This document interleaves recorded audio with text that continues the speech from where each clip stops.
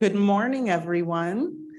I'm Nicole Willett. Welcome to the 25th Annual Mars Society Convention. It is my absolute pleasure to introduce Dr. Robert Zubrin, a great inspiration to me, and as you all know, the founder and president of the Mars Society. Thank you very much. And thank you to all of you for coming here today, and to all those that will be coming. We have quite a conference scheduled. We have, as of last night, around 370 people registered and hundreds more registered for online. And we've got 150 speakers, including some very remarkable and important ones, and they're all on the agenda, so I'm not going to try to summarize that.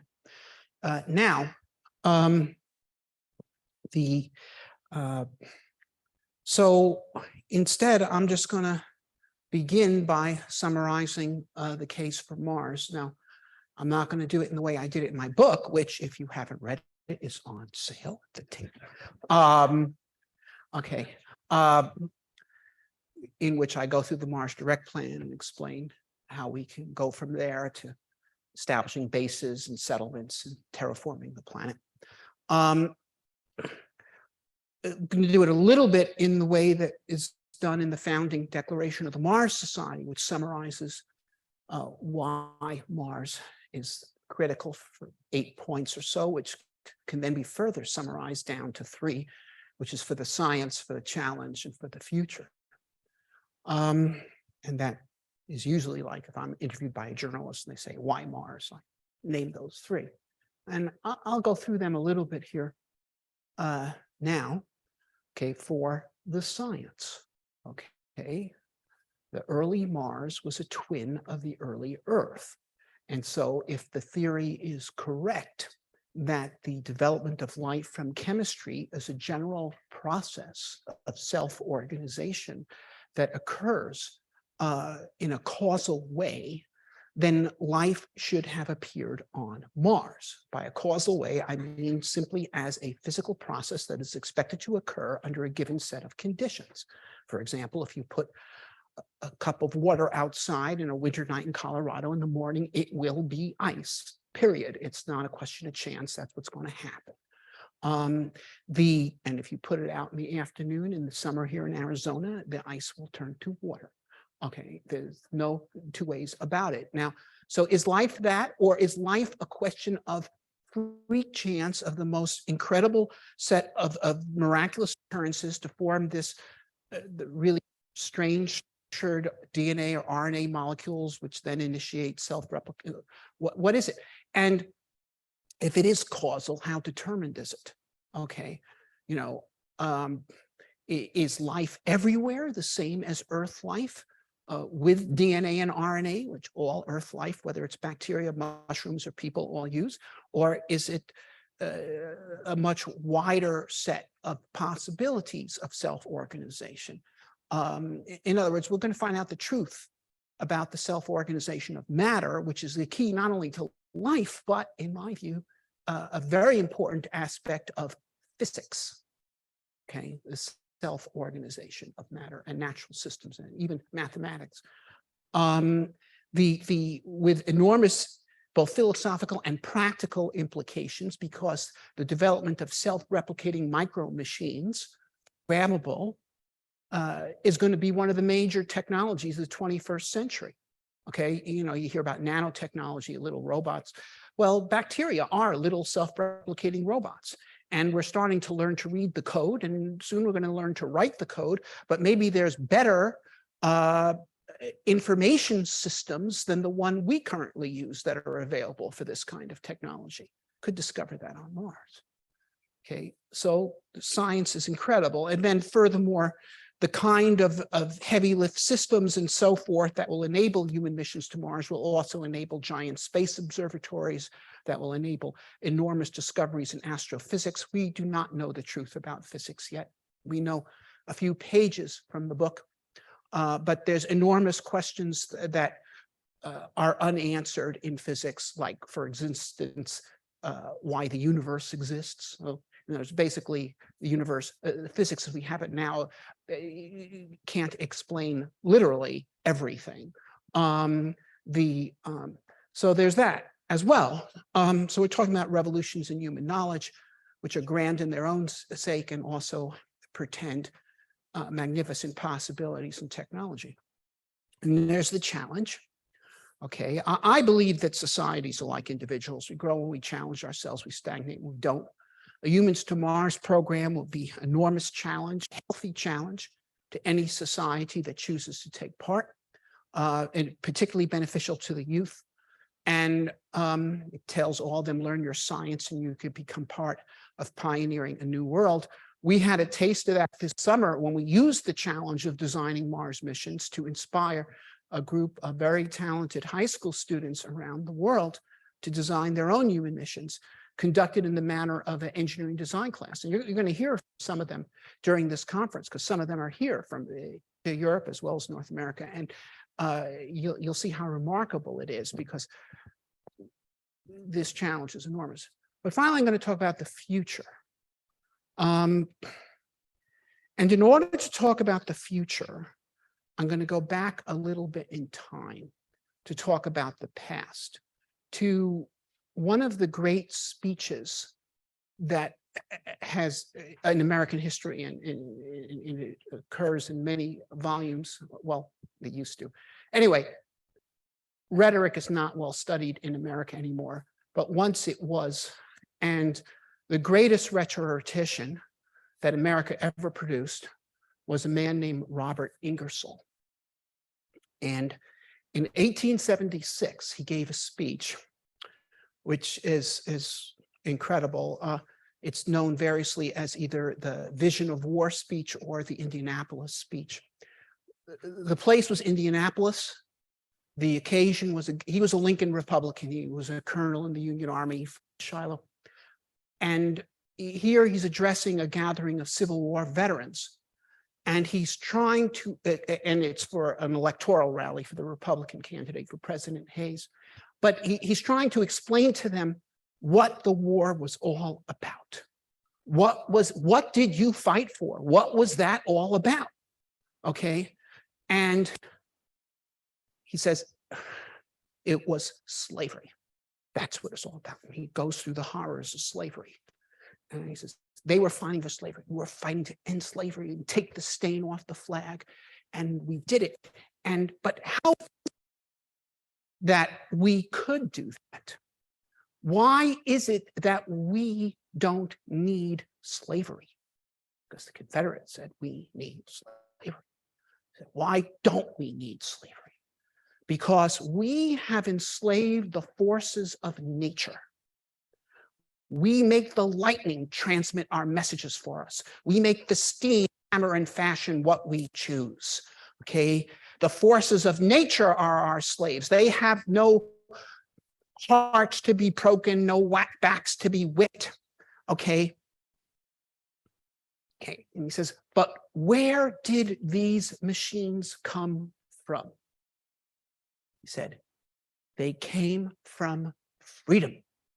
Freedom gave us all the machines. Slavery gave us none of the machines. Okay.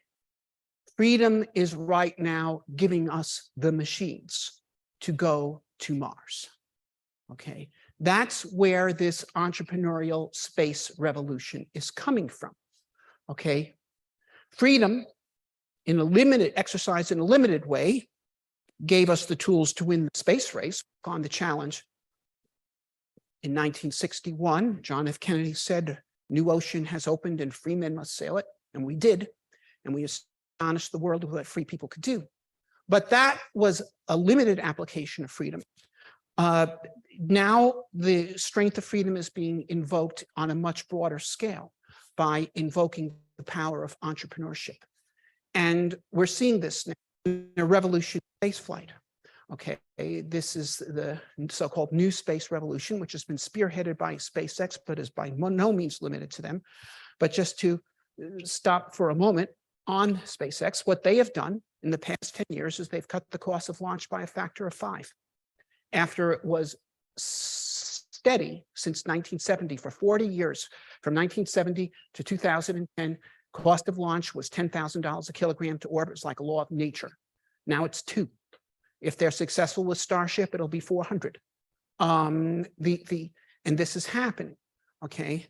And it's not just them. And this is very important because there's a strength here to this initiative that did not exist with Apollo. Apollo was successful. It was carried out under exceptional and brilliant political leadership. But when that leadership ceased to exist, when the younger brothers of the ones who won World War II were no longer in charge, we had entropy, and the political system has been incapable of undertaking comparable ventures since that time. But here you have this revolution going on. It's been unleashed, and it is multifaceted. Okay, there's not just SpaceX, there's Rocket Lab, and we're going to hear from Rocket Lab later this afternoon. And then there's others. There's Blue Origin, there's relativity space, there's a variety of them. And this is very important because if one of them should by chance flake out, which could happen, the others will pick up the batter. This is not going to be stopped. Okay, this is a multifaceted thing. And it's these capabilities that are going to unleash the possibility not merely to explore Mars, which a well-led NASA could do, but to settle Mars, which will require the unleashed powers of the free world in its full measure. And Rocket Lab is very interesting in this respect because it was founded by an engineer from New Zealand who did not have personal fortune of billions of dollars. Okay, he mobilized investors, and he did it in a country that doesn't even have a government space program worth mentioning. And yet they've reached orbit, and they're currently planning missions to Venus and Mars. Okay, and they're creating a partially reusable launch vehicle, methane oxygen, with capabilities comparable to the Falcon 9. And well, you'll hear about it. It's going to be launching within a year or two. And of course, Starship, if they are successful, will be launching to orbit within a year or so. And these things are happening. They're going to create enormous capabilities. And here's the thing about reusable launch vehicles. It means there will be used launch vehicles. Okay, so there'll be a used launch vehicle market. And so where they'll be available much cheaper than new ones. And so there will come a time when it'll be possible when people who want to move to Mars, groups of people, probably not individuals, will be able to mobilize the resources to do it. Okay, you know, Musk told me at one time he thought he could produce a new Starship that is the upper stage of the system for $10 million. So he'd be willing to sell them for 20. That's a new one. Okay, you'd probably be able to get a used Mexican Starship for $5 million. To say nothing of the Chinese knockoffs. And okay, so 100 people moving to Mars having to buy a Starship for $5 million is $50,000 each. This sort of thing will be possible. And so it will become possible by unleashing this capability to create new societies on Mars. And now the big question is, what will we create on Mars? Okay, now, as you know, the Mars Society had several contests in the past couple of years in which people were asked first to design a 1,000-person Mars colony and then a 1 million-person Mars city-state. And between the two contests, we had almost 300 submissions. And the best 40 or so can be found in 2 volumes that we've published that are available on Amazon, paper or Kindle. And it's very interesting. They discuss the technological basis of Mars societies, but they also discuss the societal basis. How would the economy be based on? What would be the social system? What would be the government system? And the answers on the government system, for example, are quite diverse. They run the gamut from libertarian to social democratic, and also certain kinds of systems that don't fit anywhere along that spectrum. It's quite remarkable. And if I was to poll people, most of these, from libertarian to social democratic, and perhaps some of the others, would have a certain amount of support. Which is the right answer?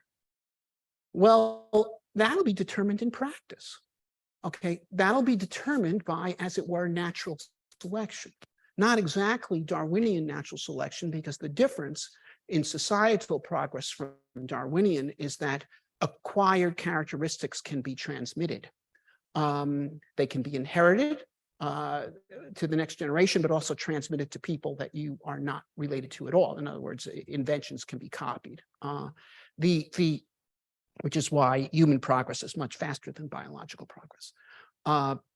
But here's the thing. So this is going to sort itself out. And this, by the way, is why I believe that a Martian tyranny is impossible. Some people say, well, extraterrestrial colony could be a tyranny because the government could turn off your air if you don't take orders.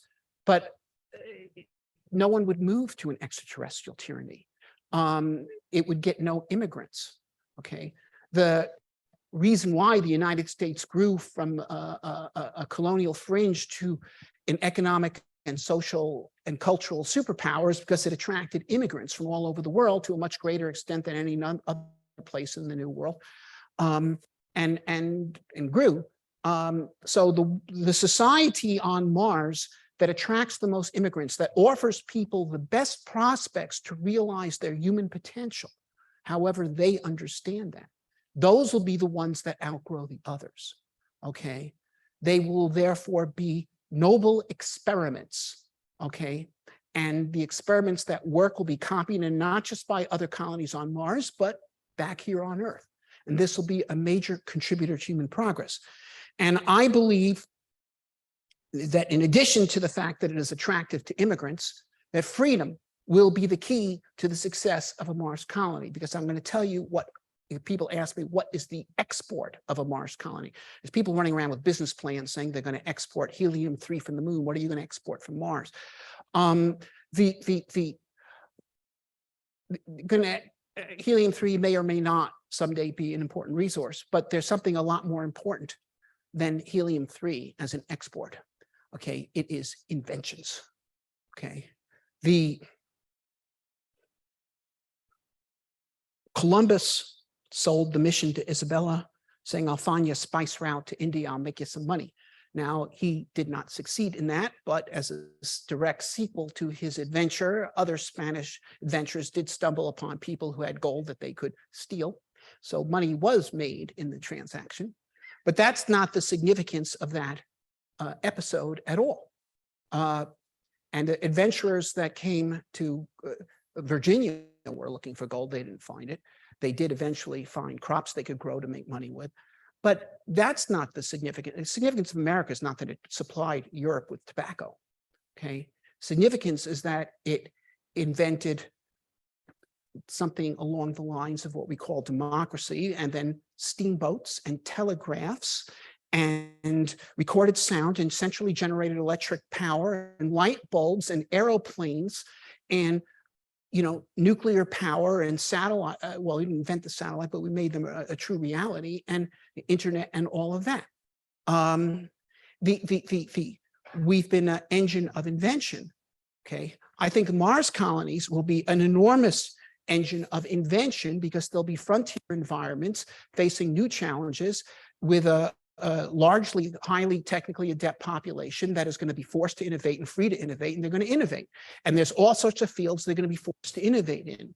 Okay, because I mean, one reason why American virtuosity was turned to labor-saving machinery was because there was a labor shortage here relative to, say, Europe. Okay, so you had to maximize the productivity of labor. So we became tinkerers with labor-saving machinery. Well, Mars is going to have a labor shortage. It's going to make American frontier labor shortage look very tame indeed. So there'll be experts not just in labor-saving machinery and then automation, but also robotics, artificial intelligence, all of these things that multiply the capacity of labor.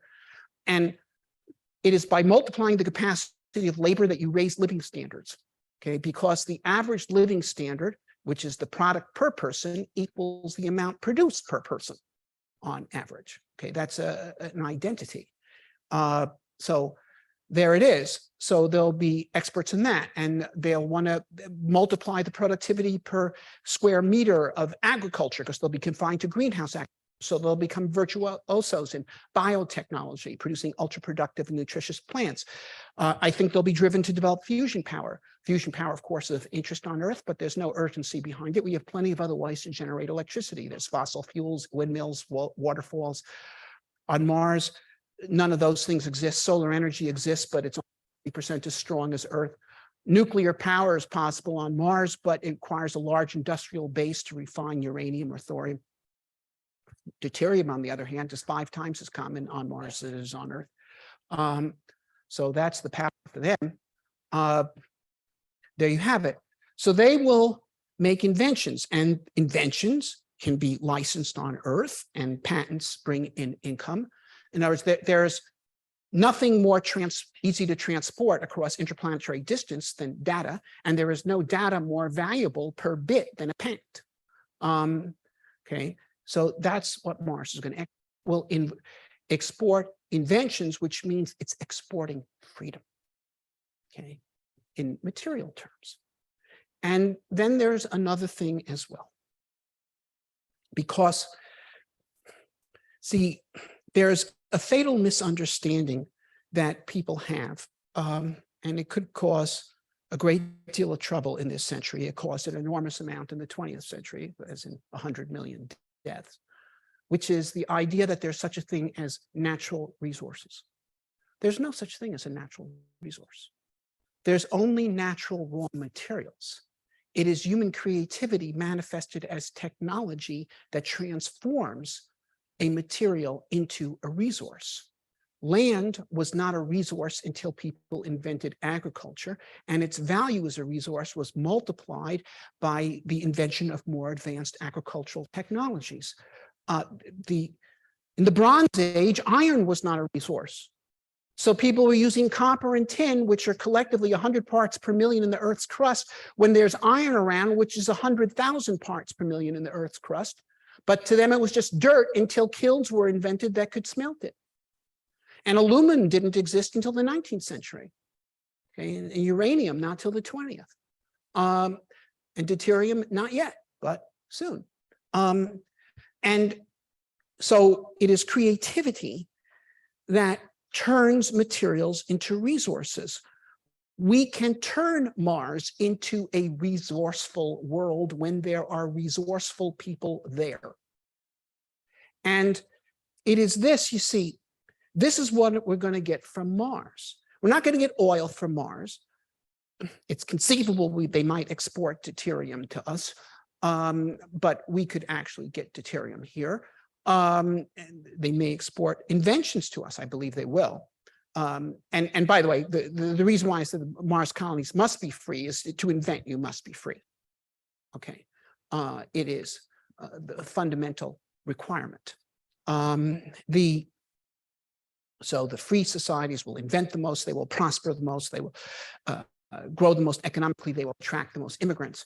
Okay, but it's not even the inventions that we're going to get. What we're going to get is proof of the thesis that there are not limited resources, that we are not, okay,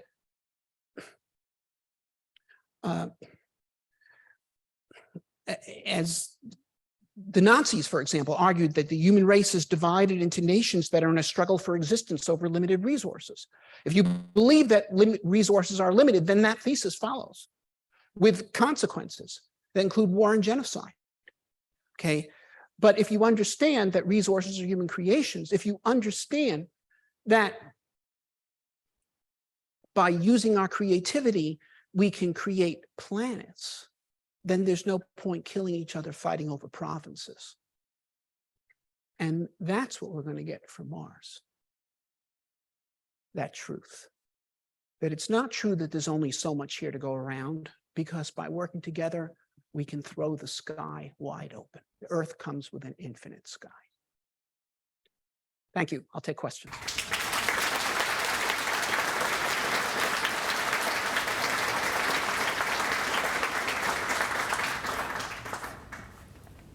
We have time for a question or two. over there.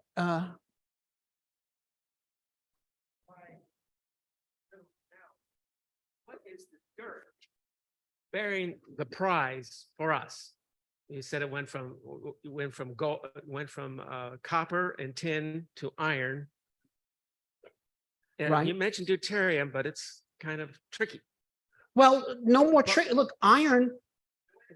Gone. I suggest there are plenty of free protons and electrons hanging around within the heliosphere. Can we make that a resource? Well, potentially. I don't know exactly what you have in mind, but anything potentially can be turned into a resource. Okay. You go into any genuine Old West antique store around here, you will not find a single object made of aluminum. Okay, because it did not exist for the pioneers. They tramped across land filled with it, and it was called dirt. And even places like this were unsettlable, or even Colorado, where I live, it's called the Great American Desert, until the right technology was brought to bear there. And once again, I believe the proof that humans are not consumers of scarce resources. We are producers, creators of resources. And that truth defines humanity fundamentally as a family engaged in a joint project to expand the human horizon. It's a very disorderly family, to be quite sure. But nevertheless, that's what it really is. Okay. And that's what we can do. Yes, next question, sir. Yeah. So for the last 40 years, since the Apollo wind down, thank you. We've been talking about and planning for exploration, for going back to the moon, back to Mars. But what you're speaking of with the settlement of Mars and the industrialization of Mars and setting up a society there is a whole different level of engagement and development and organization. How do we shift that focus and that planning from, getting 10 people to survive on Mars for 2 years to getting 10,000 people and getting that, doing everything that's needed for us all by making it possible. Look, if these reusable launch vehicles succeed, if in 2024 starships are going to orbit with Saturn V class payloads, and they're doing it twice a month at 3% the cost of a Saturn V launch because they're reusable, then all of a sudden humans to Mars becomes a practical endeavor. And we'll start making it onto the plans of government planners. Now, their horizons only extend to perhaps the first or the second to the 3 points that I mentioned for the science, for the challenge, okay? But humanity as a whole, Mars is more than an object of scientific inquiry. It is a world, okay? And, none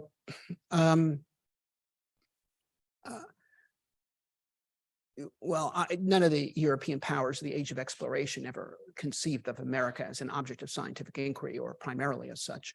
Actually, Jefferson conceived of the American West as an object of scientific inquiry, but certainly not as the primary purpose of it. But if they had, if the world then had politically, and in terms of bureaucracies and such, resembled ours, and if the only thing that the National Science Foundation of Spain had been interested in about the Americas was the scientific discoveries to be made there, nevertheless, society as a whole would not have stopped there. That is, the new possibilities would be thought by more people. And that's, by the way, an important point to this. It's not going to be left to a group of lawyers or political careerists or the scientific administrators and functionaries to decide what happens on Mars. This new space revolution is going to make it possible for humanity as a whole. Well, put it differently, for people from all parts of humanity. That's different than humanity as a whole. That is, because we'll never get everybody to agree, okay? And if you had to get everyone to agree that drink orange juice this morning, you would not be able to drink orange juice, okay? But you can do it because that's an individual choice. And what this is going to do is make possible individual choice to be exercised on a very broad scale in many different ways. But I believe that the ones that will matter will be the ones that create, as it were, self-replicating, growing things on Mars, that is successful Mars city states that attract immigrants, that make inventions that allow them to prosper, and therefore have political institutions and social customs, et cetera, that are friendly towards that. And, you know, that's how it works. So I think I'm out of time, and therefore I will stop. And thank you.